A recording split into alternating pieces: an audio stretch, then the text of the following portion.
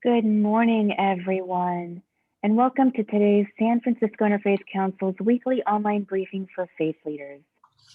The focus for today is San Francisco's Climate Action Plan, hosted by the San Francisco Interfaith Council and supported by the Joint Information Center of the San Francisco COVID Command Center. Some housekeeping for today. Audio, video, and chat will be monitored and recorded for record keeping, training, and quality assurance. By default, all participants will be muted and video turned off to minimize distractions. To submit a question or comment, select the chat button at the bottom of your screen and send a message to Q&A. They will be shared with the speakers and panelists after the meeting for response. Thank you. San Francisco continues to still experience a dangerous COVID-19 surge. You can take the following actions in order to save lives. Stay home as much as you can. Avoid gathering with people from outside your household, whether indoors or outdoors. When you must go out, make sure to wear a mask. 1 in 3 people with COVID have no symptoms, but can infect other people without knowing it. If you have been exposed to COVID-19 or have symptoms, follow guidelines about quarantining. Support is available by calling 628-217-6101 or by calling 311. Together, we will recover. Get tested, San Francisco. You can save lives and stop the spread of COVID-19 by getting tested through your healthcare provider. If you have symptoms or have been exposed to COVID-19, but don't have health insurance or can't get tested through your provider, visit sf.gov/gettestedsf or call 311 for information on getting tested at a city-run testing location. And now, at this time, I'd like to hand the floor over to the Executive Director of the San Francisco Interfaith Council, Michael Pappas. Michael, the floor is yours. Alyssa, thank you, and thank you to our incredible team at the COVID Command Center's Joint Information Center Virtual Outreach Team. This is our 39th program, and we are very grateful for your continued commitment to making this offering available to the faith leaders of San Francisco. As was mentioned, I'm Michael Pappas, and on behalf of the San Francisco Interfaith Council, I want to welcome you to this week's online briefing for faith leaders. The City and County of San Francisco is updating its climate action plan and is actively seeking community input. This week's online briefing for faith leaders, hosted by the San Francisco Interfaith Council and supported by the COVID Command Center's Joint Information Center Virtual Outreach Team, welcomes San Francisco Department of the Environment's Climate Program Manager, Cindy Comeford, who will provide a high-level overview of the climate action plan. Included in her presentation will be the plan's organizational framework and key sectors, as well as how the city is focusing on people by prioritizing racial and social equity and stakeholder engagement throughout the plan's development process. The presentation will also provide details on how all San Franciscans can get involved and provide input on the draft strategies and actions. At this time, I'd like to welcome our chair of the San Francisco Interfaith Council, Kaushik Roy. Thank you, Michael. Good morning to you and everyone out there. As Michael mentioned, my name is Kaushik, and it is my great pleasure to be able to welcome all of you on behalf of our board of directors. Yesterday, as some of you may have noted, marked 11 months since the start of Mayor Breed's shelter in place. And I certainly know at that time, I could not have imagined where we would have been or where we are as we get closer to a year of our new normal for the time being. And I want to take a moment to thank all of you as individuals and communities and leaders of faith, for you've had challenges unique to you, and you've also seen those who need your support, the number of them continue to increase as they need support during this time. So I don't know if you all get acknowledged enough, but I want to be sure we do that this morning. I also want to thank our guests for joining us. I was watching Brian Williams the other night on MSNBC, if any of you also do that. And as he was talking about Texas and other places, he mentioned the phrase, Mother Nature bats last. And it really resonated with me. And we all hope that our species has not been reminded of that too late. And so it's great to have our guests with us. And lastly, I do want to thank and acknowledge our incredible staff of two, Michael Pappas and Cynthia Zamboukas. They have been leading us and leading the interfaith community for almost a year now. Of course, in addition to all of their normal responsibilities, they have continued to take on greater and greater responsibilities to be of service to all of us. So thank you, Michael and Cynthia. For those of you who are joining us for the first time, I want to extend a special welcome to you. I hope this will also not be your last time joining us. At the beginning of every Interfaith Council event or meeting, we do have an interfaith statement we like to read just to take a moment to ground us and remind us why we're all gathered together this morning. This is an interfaith community. Whatever our individual belief, it can be freely expressed here with no apologies. If we are invited to offer a prayer in this setting, it should be offered according to the tradition with which we identify. If we are invited to speak on a subject from the perspective of our tradition, we are free to do so without fear of offending those who come from another tradition. We come together as people of faith to learn from each other that we might better understand the multiplicity of faith traditions in our city and in our world. Good morning, everybody. And on behalf of the council, I want to express a special note of appreciation to you, Kaushik, for your continued commitment. Your contributions have enriched the conversation, and they will continue to in the months ahead. It is my great pleasure and privilege to introduce the Reverend Tova Green of the San Francisco Zen Center. Tova's presence here really is representative of the collective faith traditions that comprise the San Francisco Interfaith Council, because in fact, one thing we all have in common is a reverence for the environment and stewardship for the environment. And with that, I would ask Reverend Tova Green of the San Francisco Zen Center to ground us in a reflective moment. Thank you very much, Michael, for inviting me this morning as we prepare to hear about San Francisco's Climate Action Plan.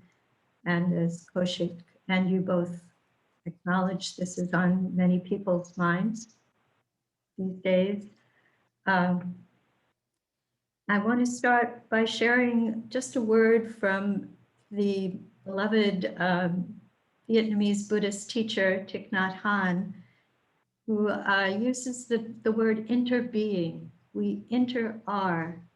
And although we may think of ourselves as separate individuals, this phrase or word interbeing indicates that we are not separate, that we humans are interconnected with one another and with all beings, sentient and insentient, including animals, trees, rivers, oceans.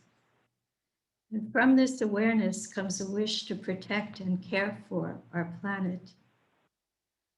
Joanna Macy, a Buddhist teacher and activist, speaks about the importance of this decade for the survival of life on Earth. As we become more aware of extreme hot and cold temperatures, wildfires and floods, see photos of melting glaciers, learn about species becoming extinct, we may experience a range of emotions: fear, grief, anger, and love. And we chant at San Francisco Zen Center a loving kindness meditation, which has these words: even as a mother at the risk of her life watches over and protects her only child, So with a boundless mind should one cherish all living beings, suffusing love over the entire world, above, below, and all around without limit. We can express this love through our actions, especially collective actions. And I'd like to share part of a song that may convey this message more vividly. It's a song by Massachusetts singer-songwriter named Molly Scott. We are all one planet, all one people of Earth, all one planet, sharing our living, our dying, our birth, and we won't stand by watching her die, hearing her cry and deny. We live as she lives, we die as she dies. So many ways to divide us, so many ways to build boundaries and walls, systems we've set up to hide us. Neighborhoods, nations ignoring the call of the beings who live outside of the boundaries, inside of the skins that are different from ours. Creatures whose eyes reflect the same skies and watch the same stars.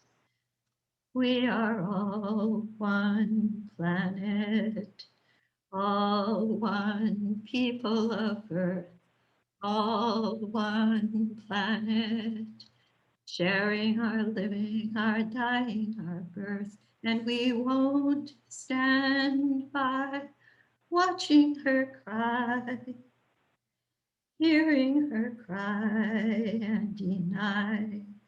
We live as she lives, we die as she dies.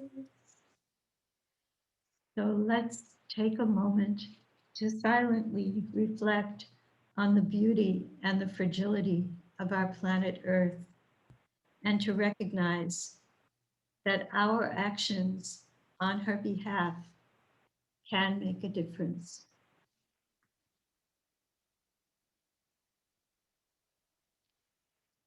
Thank you very much for listening and for being here this morning.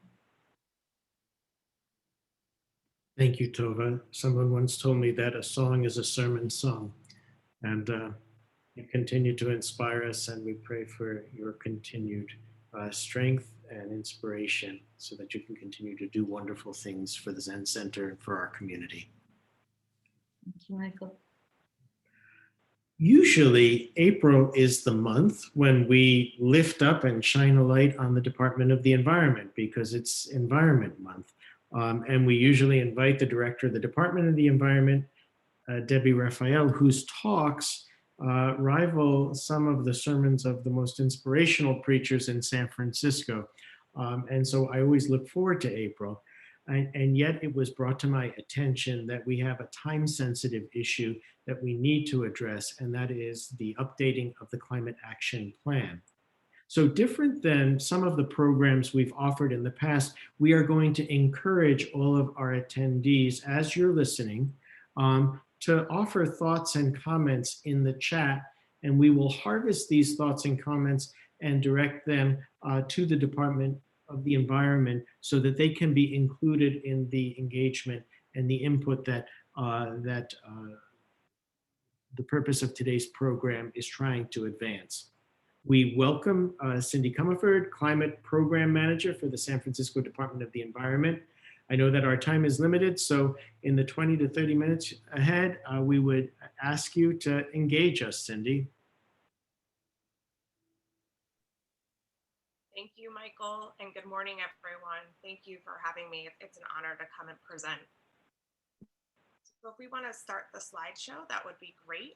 So again, my name is Cindy Comeford, and I am tasked with managing the City of San Francisco's climate programs.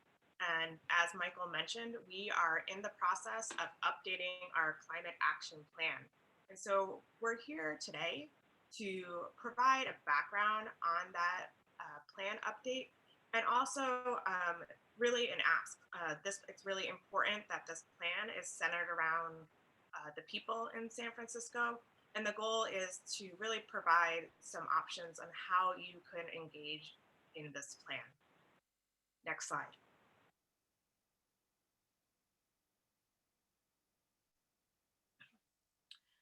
So this slide just shows an overview of what I am going to discuss today.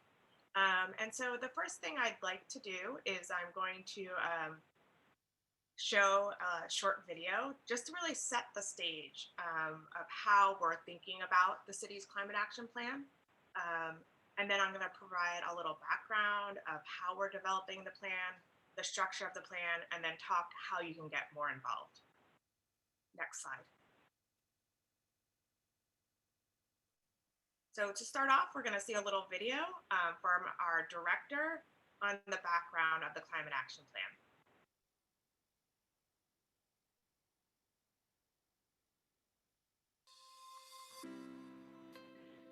Hello, my name is Debbie Raffel, and I'm the director of the San Francisco Department of the Environment. Each day, we work to create a healthy, livable city for all. And today, I'm here to talk to you about our plan to fight global climate change. But we need you in this fight as well. In fact, I've always thought that climate action is synonymous with community action. Over the past decade, San Francisco has made tremendous strides to protect our environment and push the envelope of sustainability. And yet, with everything going on around us today, it's hard not to feel overwhelmed. After all, we are in the midst of a global pandemic, of economic uncertainty, and we are witnessing some of the most powerful calls in our nation's history for racial and civil justice. And our environment seems to be doing no better. In the last 5 years, we've seen the state's most intense and deadly wildfires, the hottest temperatures on record, and increased severity of storms and floods. We need a renewed vision for our city that will take San Francisco to the next generation of sustainability. And we need a plan with solutions that respond to the scale of the crises we face without leaving anyone behind. That's why we're updating the city's climate action plan. The plan will provide a pathway to help us reach our bold goals of becoming both a zero emissions and a zero waste city. Across 6 key areas, ranging from clean energy and transportation to biodiversity and responsible consumption, we are identifying strategies and actions to get us there. The plan will focus on people, and we are seeking solutions that provide multiple benefits for every member of our community. And we're focused on actions that will help us reach our climate goals while helping to address racial and social equity, public health, economic recovery, and resiliency. But we can't do this alone, and we need your help. We want to hear your ideas for how San Francisco can take action for the environment and ensure the diversity of our community is represented in the plan. So, if you find yourself feeling anxious with all that's happening around us, never underestimate the power that one person can have to improve the world. You can start by visiting sfenvironment.org/climate plan to share your priorities for our city's future.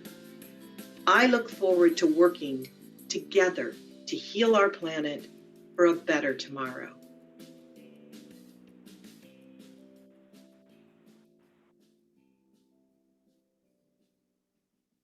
Thank you. So the city is seeking community input on a body of work that we've put together, and we've developed thus far draft strategies and actions. And these draft strategies and actions represent about a year and a half of dedication from different city agencies, technical working groups, and many stakeholders. So I want to thank everyone that has been involved to this point. The Interfaith Council has served on our Climate Community Council, but it's really important for us to make sure that our climate action plan is grounded in the desires and aspirations of the community, and that is a climate action plan for everyone. And so faith leaders around the world are really recognizing the importance of climate change. But I think it's really important as we move forward that our climate plan is one not just about climate change, but climate justice. We see Francis here, and it's really important that our plan is one about creating healthy environments that are tied to the reduction in health disparities, creating racial equity, and also creating jobs of the future. While we know everyone here on this call will be impacted by climate change, the impacts are not equal. And I know many people are acutely aware of the inequities that we are faced, especially with the multiple global catastrophic occurrences that are happening right now. We have a coronavirus pandemic, racism, income inequality, along with all the severe consequences of climate change. And all of these different disasters are really amplifying each other. And because of the urgency in which we need to respond to these crises, we have to think of them all at once. And that is what our climate plan is going to have to do. Next slide. So this is an opportunity to use your chat button to get us started. So I just have I'm going to test everyone's knowledge on climate change in San Francisco. So what is the largest source of climate change, greenhouse gases, in San Francisco? So your options are buildings, transportation, waste, or wastewater. And you can put the answers in the chat, and I'll give everyone a couple minutes.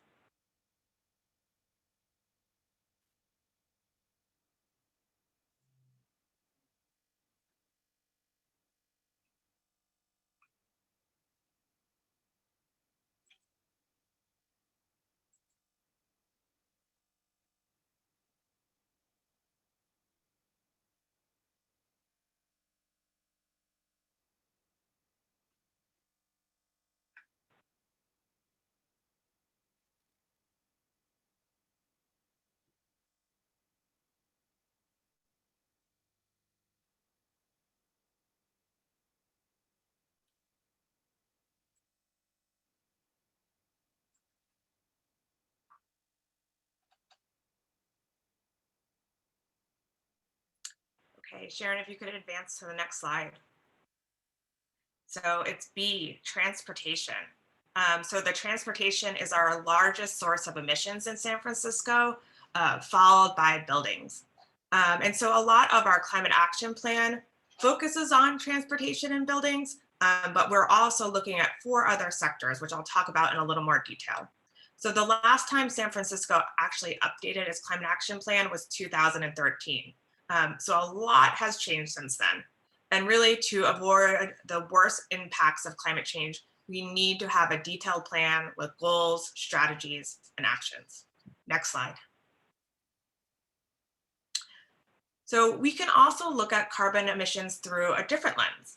So this slide shows a pie chart, which is a consumption-based inventory. And this looks at local consumption of goods and services, regardless of where they're produced. So this is a way of looking at more of an extractive economy. So no matter where we're buying stuff, if it's from China, we're looking at kind of the life cycle of carbon emissions. And so this is really useful for us to develop new strategies around consumption. And as I talk about the sectors, the strategies to reduce carbon emissions from consumption will be in the responsible consumption and production sector of the plan. Next slide. So I think by now everyone is aware of the impacts of climate change in San Francisco. 5 years ago, I'm not sure we would have said that, but in the last 5 years, we've seen some pretty extreme events. We know we've had many heat waves where we've had mortality and morbidity within San Francisco. We are continuing to see sea level rise. And also we've seen degraded air quality, whether it's been from wildfires or just poor air quality from the emissions.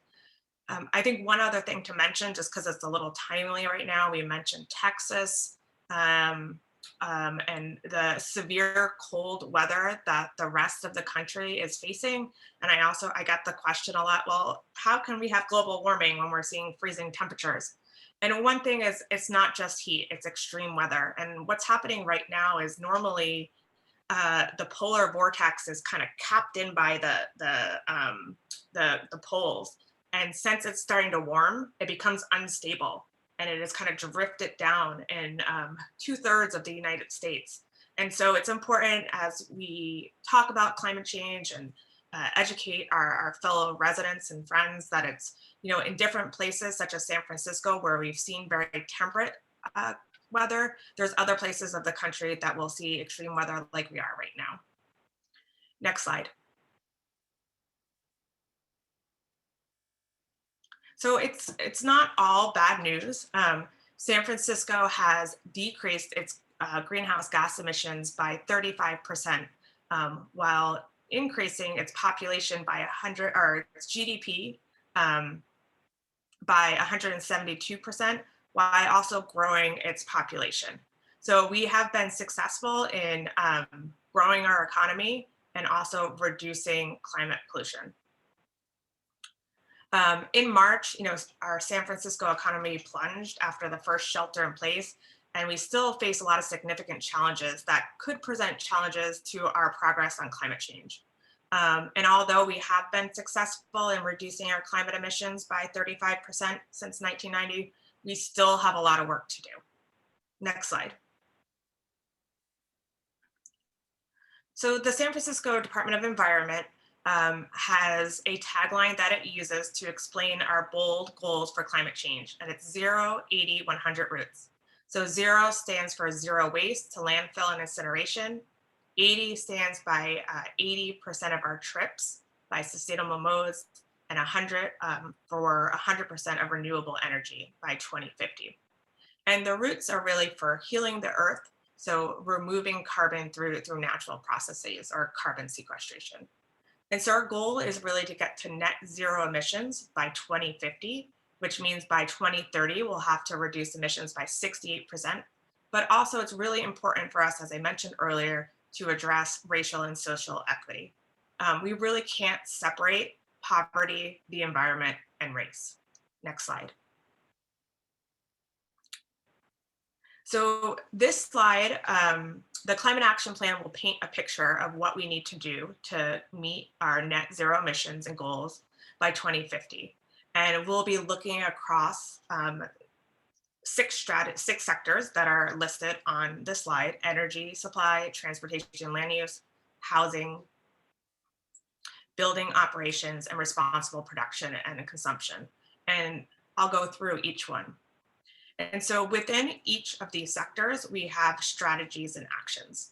And again, we're going to use these goals to help us achieve our zero emissions city vision. And so, as I mentioned earlier, the city is really seeking community input on these draft strategies and actions that we've developed. Next slide. So it's really important as we move through this climate action plan that we look at our greenhouse gas reduction strategies with multiple lenses. So we're looking to make sure that our climate solutions also have a lens towards racial and social equity, health, just transition, and economic recovery and resilience. So for all of our climate actions, we're going to evaluate them through these lenses. So for racial and social equity, it's really important to make sure that we're implementing strategies that we improve the equitable distribution of the benefits and also eliminate disparities. We know, as I mentioned earlier, There are a lot of wide-ranging health impacts from climate change, especially to our most vulnerable residents. And just transition and economic recovery, we want to make sure that we're developing strategies that provide economic opportunity for all and meaningful work for San Franciscans as we transition to a low carbon economy. And lastly, we want to make sure that our climate actions not only support mitigation, but also adaptation and resilience. So as we know, it's so critical that we have the ability to anticipate, prepare, and respond to multiple hazards. So next slide. So I'm going to take about 5 minutes just to run through our sectors and kind of explain our goals and some samples of the strategies that would be in each sector. So first, energy supply. So working on climate action, one of the fundamental issues is really reducing our reliance on fossil fuels. So we need to be able to increase access to reliable and affordable clean electricity and eliminate the use of fossil fuels. So our goal is to have 100% renewable electricity by 2030 and a complete renewable energy by 2050. So some of the strategies that are in the sector are about investing in local renewables and energy resilient projects, making sure that we're developing a reliable and flexible energy grill, and making sure that we're having an equitable transition away from natural gas. Next slide. For building operations, we want to make sure we have healthy and resilient zero emission buildings, and that we're moving towards net zero emissions for existing buildings. So our goal was by 2030 for all newly constructed buildings to be net zero emission. And I'm excited to say that we have beat that goal. Last year, the city of San Francisco passed an ordinance eliminating natural gas from new construction, and that ordinance will go into effect June 1st. And then the hard thing is really, how do we get fossil fuels out of our buildings? So making sure that all existing buildings are net zero by 2050. And so in addition, for buildings, moving away from fossil fuels, we're making sure that we're also transitioning away from polluting refrigerants, and also make sure that we are expanding our workforce and targeting support for unskilled workers and removing barriers for employment. Next slide. So transportation, we spoke about, one of the largest sources of emissions. We really want to make sure that people are moving away from single occupancy vehicle trips into more sustainable transportation. As I mentioned earlier, our goal is to have 80% of the trips we take in San Francisco by sustainable modes, but we also know, not everyone can take public transportation, and people are still going to be able to use cars. And so we want to make sure that we're electrifying our private vehicles, so moving away from gasoline to renewable energy, and that by 2040, all of our private vehicles are electric. So some strategies we're looking at are, accelerating the adoption of electric vehicles, developing more public transportation, safer public transportation, so people are able to walk and bike on the streets. And we're also looking at some tough policies, such as congestion pricing, which is looking at pricing levers to incentivize non-driving modes in San Francisco. Next slide. So housing. Housing is something that is somewhat controversial in San Francisco, but we had a really great presentation from Mayor London Breed, and she said something that I thought was really important. You cannot call yourself an environmentalist unless you're supporting housing. Infill housing is one of the most important climate strategies. Having housing in a dense city like San Francisco next to services and transportation is critical. Also, the importance of providing shelter for our homeless. And so the types of strategies, our goal is to build 5,000 new housing units per year, with 30% of them being affordable. But we also want to make sure that we're supporting vulnerable populations and underserved communities through the preservation of existing housing, making sure that we're looking at zoning that provides opportunities for multifamily housing, and that we're continually expanding housing subsidies for low, moderate, and middle income families in San Francisco. Next slide. So earlier I spoke about responsible consumption and production. And so this is something new in our climate action plan. And so we're really looking to improve the way that products, materials, and services are financed, also how they're sourced, produced, and consumed. So it's a lot. And so we're looking not only at, reducing and reuse and recycle, but making sure that we are buying and producing sustainable products. And so our goal is to reduce our waste generation by 15% by 2030, and also about our disposal rates. And so some of the strategies that are in the sector are really about promoting the reduction and reuse and recovery of goods and materials. The construction industry is one of our largest sources of disposal in San Francisco. So how we can reuse and practice good deconstruction policies is important. Reducing the carbon from construction, and also looking at our food system by reducing waste, promoting climate-friendly diets, and making sure that excess food is getting back to our communities and providing hunger relief. And our last sector is around healthy ecosystems. And this is really making sure that we are using nature-based solutions to reduce man-made climate pollution, and that we are also protecting our earth through healthy soils, biodiversity, expanding our tree canopy. All of these things are really important. And what we think is that we can reduce our carbon emissions about 90% by 2050, and the other 10% of our carbon emissions will have to be reduced through carbon sequestration. Next slide. Oops, sorry, I was off one slide. I apologize. That was the biodiversity slide. Can we go one more, Sharon? Great. And so now I want to tell you how you can get involved in the plan. We are coming to meetings like this. We're trying to do as many meetings as we can of talking with stakeholders. So there is an opportunity on our website if you have a large organization such as the Interfaith Council. We're happy to come to you. There's an opportunity to request a presentation. We're really trying to look at engaging with more underserved communities. One demographic which we haven't been as successful as we'd liked engaging is kind of the youth population, so 24 and under, and also our Black communities. So any outreach you can help support that would be great. We also have a whole series of virtual workshops. We've had about, I think about 8 of them thus far. We have one tonight, which will look at climate and resilience. We're gonna have San Francisco's Chief Resiliency Officer come and talk about the interaction between our hazard and climate mitigation plan and our climate action plan. So you can register on our website.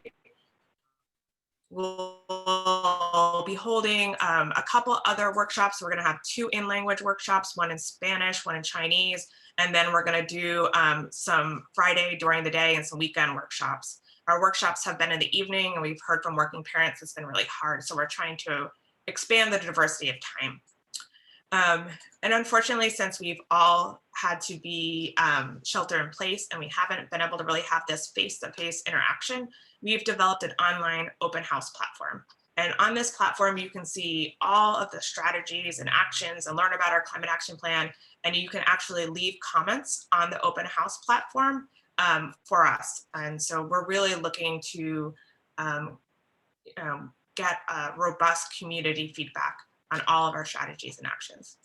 And lastly, we know not everyone is digitally inclined and has access to technology and Zoom.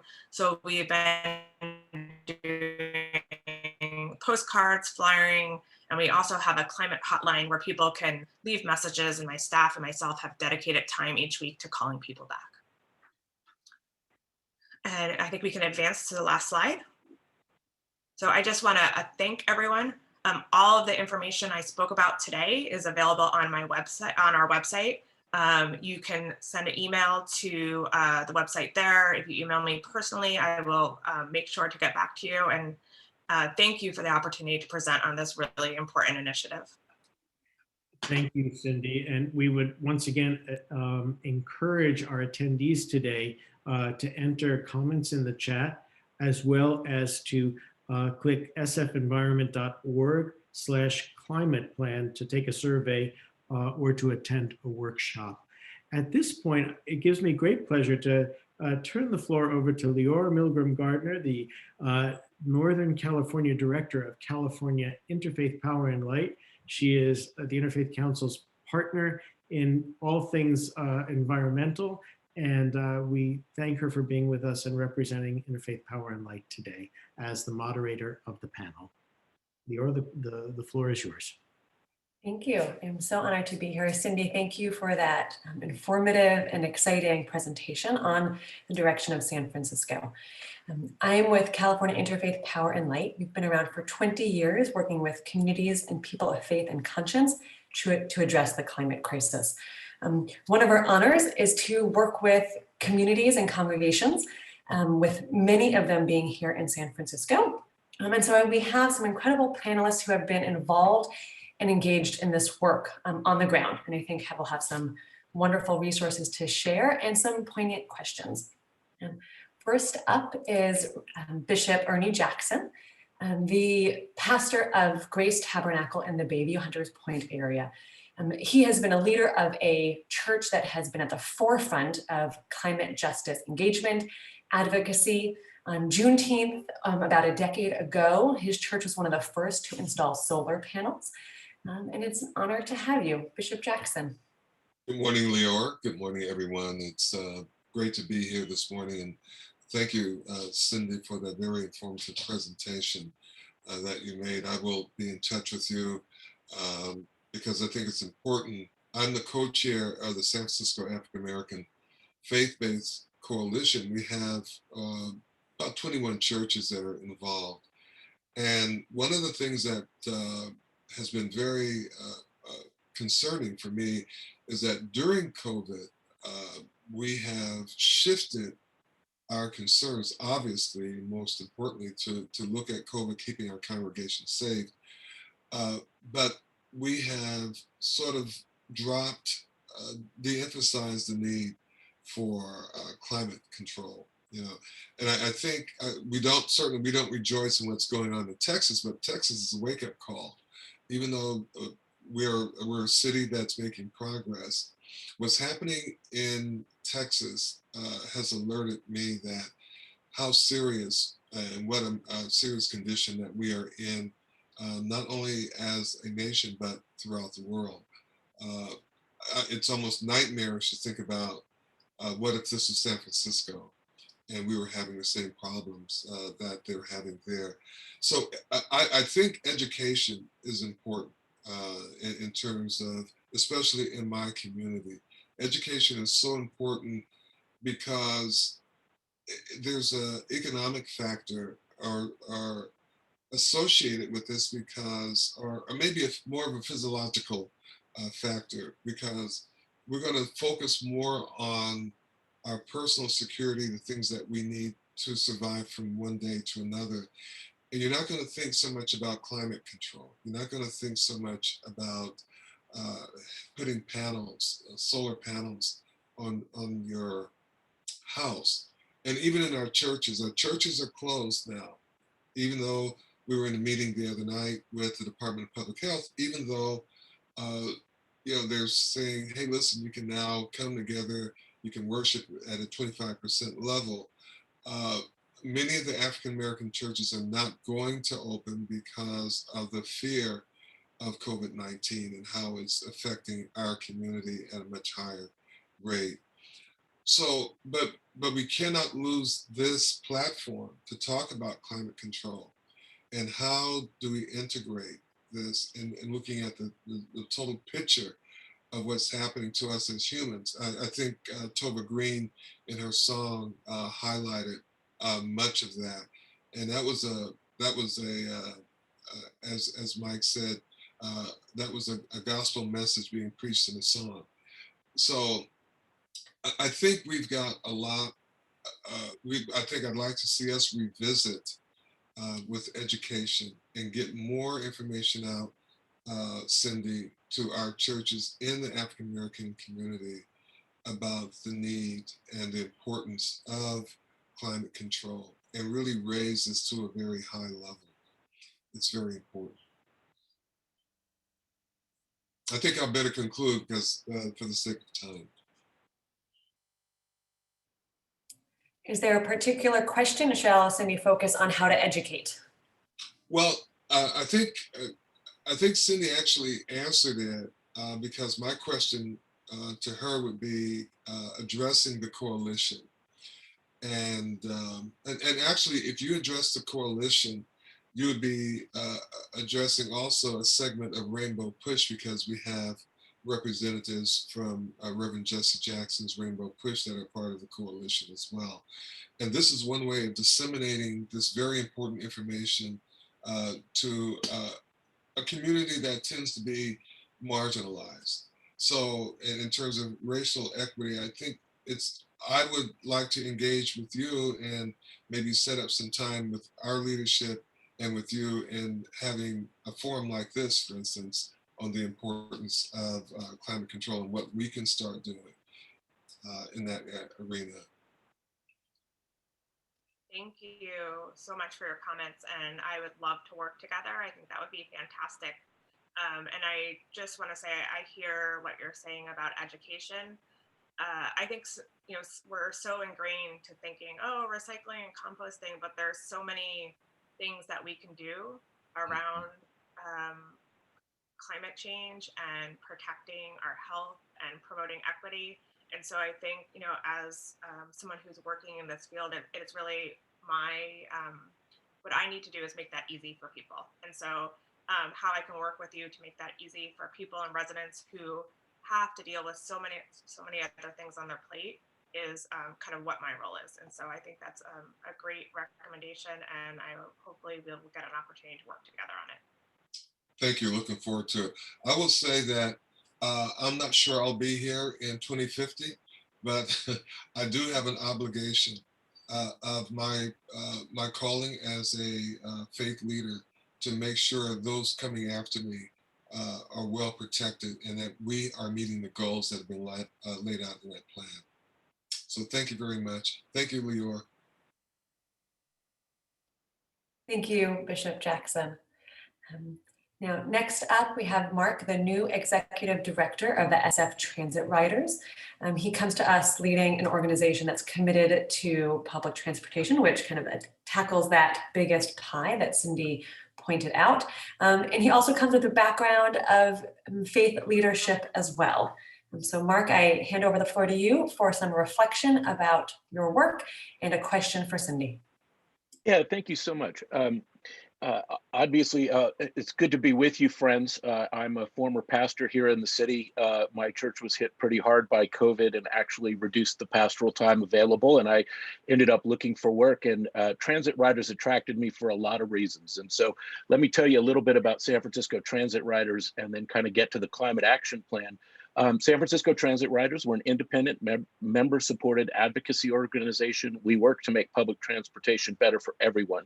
And we do that by helping the people who use public transit, who are dependent on it. We make sure that they're at the table when decisions are being made and make sure that their needs are heard and hopefully centered in those conversations. We do community outreach directly to transit riders using a community organizing team as well as our core staff.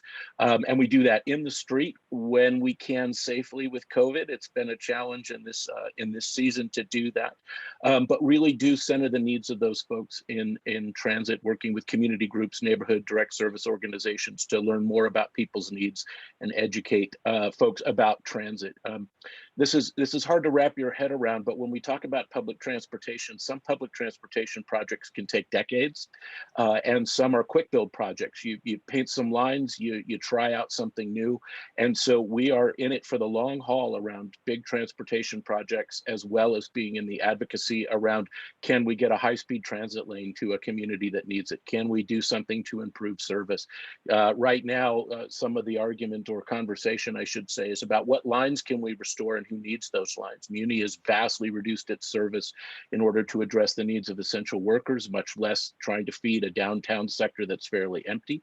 And how do we continue to help the transit system center the needs of our various communities in the city? Your starting quiz was great, Cindy. It's funny, as you were asking for that, I'm like, well, of course, it's transportation's 45%, housing and buildings for 44%, and of that transportation sector, 72% is gasoline. The gasoline, if you look at trip use in San Francisco, you'll see that some of our communities of concern are the ones most burdened with car ownership. They're least served by a good, reliable transportation system that gets them places they need to go, so they become very car dependent.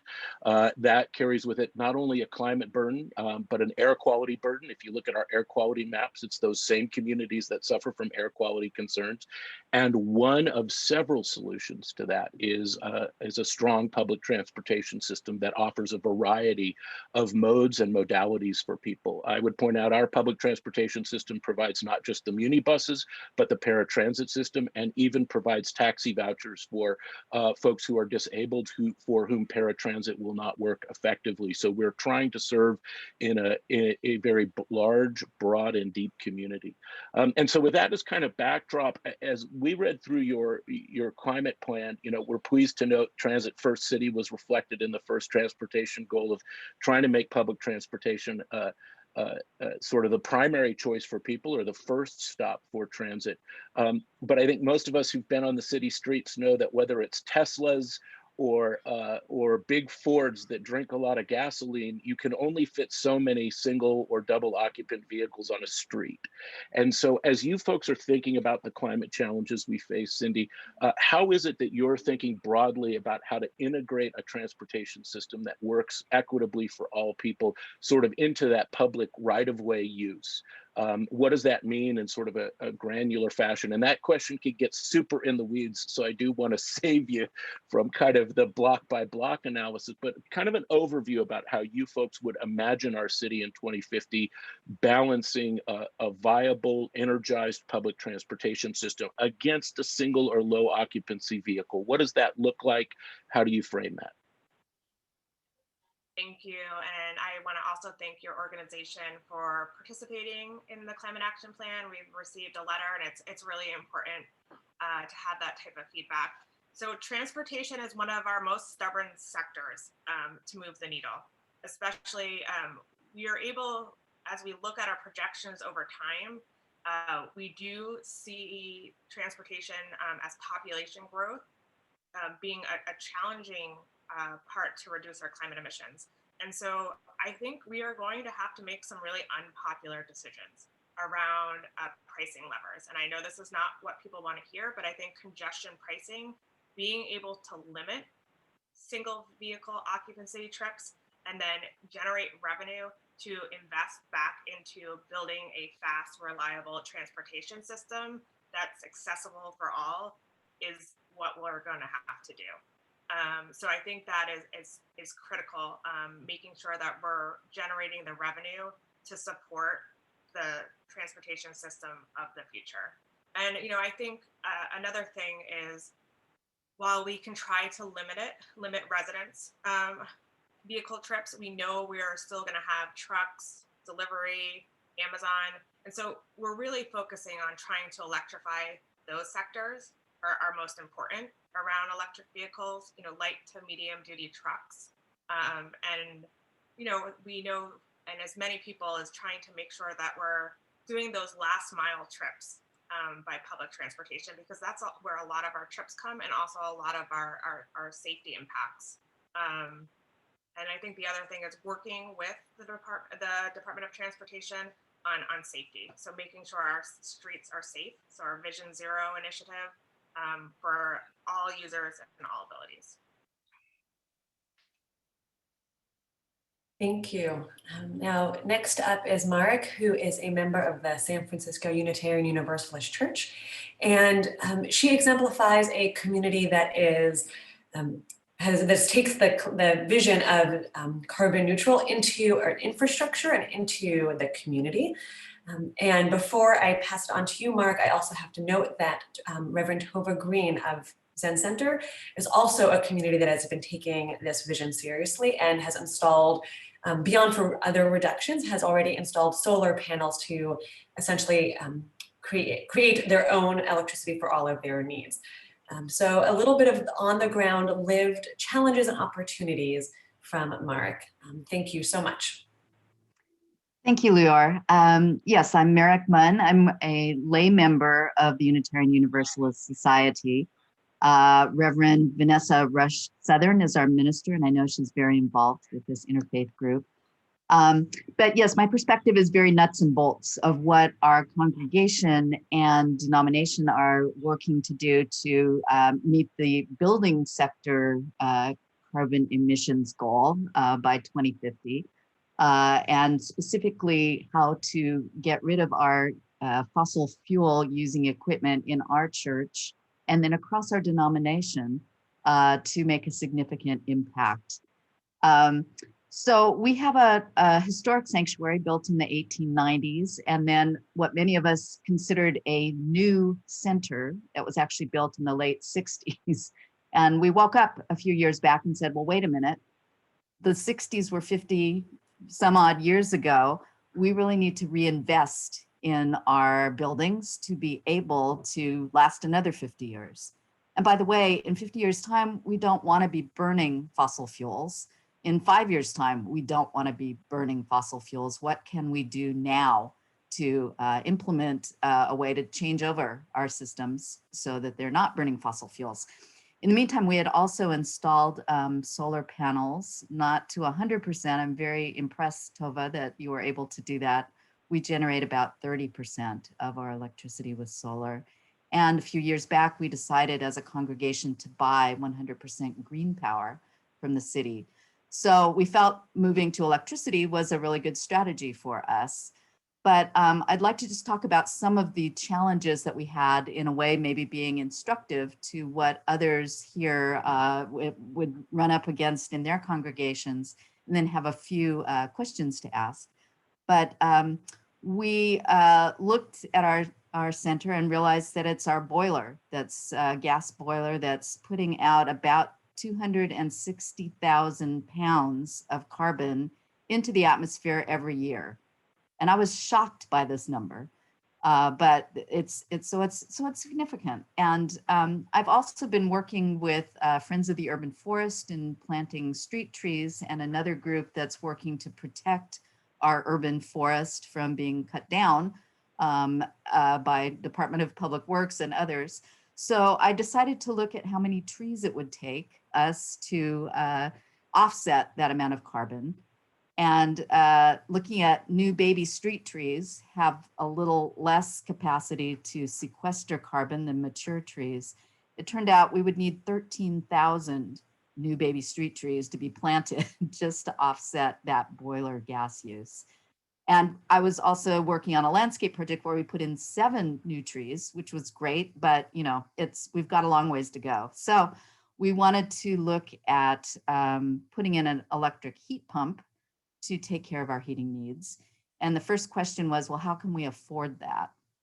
So I was able to work kind of denominationally and hire a financial consultant to help figure out ways that our congregation, our denomination, any nonprofit could work on funding and paying for this work.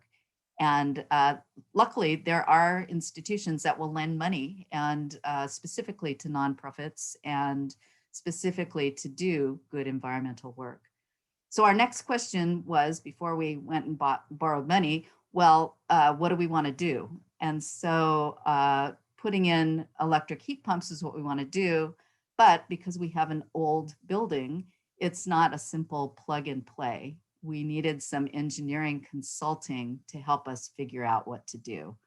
So thankfully, we've been able to just hire a consultant to help us figure that out. But I think that that's probably another impediment to other congregations is what do? We want to get to this work. We want to protect our creator's handiwork and do the right thing by the environment. But how do we go about this? So again, because we had a capital campaign to replace systems in our church, we had a little bit of money to hire an engineer. And the first thing that he said to us was, well, the equipment will cost money, but the biggest cost to you is going to be bringing in enough electricity into your building to be able to serve this new equipment, and working with the utility company, PG&E, to make sure there's enough power in the neighborhood to do this work. So this is where we've gotten to date. And I think my question to you, Cindy, first of all, thank you for laying out the carbon action plan for the city. It's very well organized. There's so much that we can be doing, I think all of us in our congregations. And this is just one particular little slice of the pie. But is there an opportunity, or what has the city thought about doing to help increase the electrical grid and supply and making it affordable for those of us that want to go all electric? How can you incorporate that in the climate action plan to help us? Great story. And first and foremost, I want to say I'm so impressed because you are doing all the right things. What's most important when we're thinking about renovating existing buildings is having a plan in place before things break. Because traditionally people wait till things break and then are just going to go back to natural gas because it's challenging right now. And so one of the things we're doing is trying to make it easier for existing buildings. So we have developed tools where people can look at their capital plan over time. And the other thing is I would, if possible, I would suggest if you can get in touch with us, we do provide technical assistance to nonprofits. And what we've seen is this is still a very developing workforce. And buildings really don't, even if they're all electric, the peak electricity use probably won't go up much more than what you're using today. And a lot of engineers aren't aware of that. And they overestimate the amount of electricity a building is going to take when it goes all electric. And then it triggers a lot of unnecessary changes. So the first thing is that we would be able to provide a technical analysis to you. And we're looking to set up a clean energy hub where we can do more and more of that work because each building is different. And so how we can provide that information to you is really important. So we are working with PG&E and our SFPUC to make the grid improvements over time to stabilize the grid. It's going to be a process, but that is something that we are planning for the future. And it actually, if you look in our energy supply section of our climate action plan, it is something that we're looking at to make sure that we can provide 100% renewable energy to the whole city. And so I thank you for your question. I also really excited about your dedication to the work you're doing. Thank you. Thank you to all the panelists for your poignant questions and different perspectives, and to Cindy for the thoughtful responses and the resources that you already offered up. And with that, Michael. And I want to thank you, Lior, for your exquisite moderating role and for also engaging our wonderful panelists. And again, on behalf of the Interfaith Council, Cindy, thank you. Our time is coming to a close. I did want to once again encourage everybody online to click sfenvironment.org/climate plan if you'd like to take a survey or if you'd like to attend a workshop. It's full of wonderful information. As well as we are saying thank yous, I want to say a special thank you to Administrative Associate and Program Associate at the Interfaith Council, Cynthia Zambucos, as well as to our COVID Command Center's Joint Information Center Virtual Outreach Team. John McKnight, who also is the treasurer of the Interfaith Council, is the Community Partners Group Coordinator. Trey Russell Allen, who is the virtual outreach team coordinator, and of course, our wonderful Elisa Carawala, producer, and equally wonderful Sharon Walton. Without them, we could not do this. To observe our 40th broadcast, we are inviting you to join us next week as we welcome our featured presenter, the director of the San Francisco Department of Emergency Management, Director Mary Ellen Carroll. As I said, that concludes today's program. We look forward to being together next week. God bless you and God keep you.